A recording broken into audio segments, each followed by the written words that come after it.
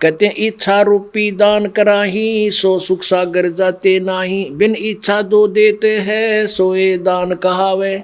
फल बाचे नीतास का, फिर अमरापुर जावे। अब बात वहीं आ गई है कि हम केवल एक यज्ञ करते हैं, जैसे दान यज्ञ, द्रव्य यज्ञ जिसको कहते हैं, उसे भंडारे करवा दिए, कोई स्ट्रक्चर बनवा दिया, कोई गौशाला धर्मशाला बनवा दी। कहते हैं जब तक प्रॉपर वे ऑफ वर्शिप आपकी नहीं होगी, सभी मंत्र नहीं होंगे, तो केवल ये दान आपको एक ग्लूकोज का काम करेगा।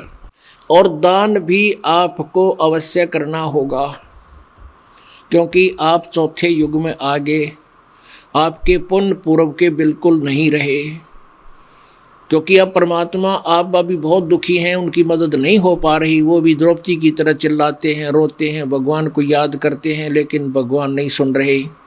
इसलिए आप जी को रिचार्ज करना पड़ेगा, पूरे दान भी करने पड़ेंगे, 500 यज्ञ करनी पड़ेगी। तो इन 500 यज्ञों का, और साथ में एक कहते हैं संत मिलन को चालिए तजमाया अभिमान, जो जो कदम अगर रखे ओहे यज्ञ समान। परमात्मा के दरबार में आप आते हो और यहाँ पर एक बालक की तरह आवे, चाहे कोई उच्च अधिकारी है, चाहे कोई गरीब है, चाहे पैसे वाला है, यहाँ एक बालक की तरह आवे। जैसे बच्चे स्कूल में जाते हैं, उनको कहीं बैठा दे, कोई धमका दे, किसी तरह कोई द्वेष नहीं बनता, उनके राग नहीं बनता।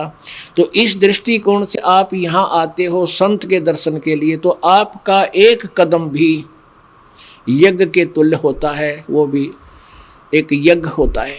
तो आप जी को इसलिए यहाँ रह रह कर बुलाया जा रहा है, दान करवाया जा रहा है, कि आप युगों युगों से बिल्कुल खाली हो लिए। और ये जहाँ जब हम सतलोक से आए थे, हमारे ये सब पुण्य हमारे साथ पूरी तरह संग्रहित थे, हम सैचुरेट थे। अब कति नाश करा दिया इसने, हमारे ही पुण्यों को स्वर्ग में राजा बना देता है, देवता बना देता है, अपना काम लेता है। जब खत्म हो जाते पुण्य तो गधे की योनि में ठोक देता है। तो हमने सतलोक जाने के लिए उतना ही सैचुरेट, अपना रिचार्ज करके भक्ति की शक्ति के बल से हम सतलोक जाएंगे।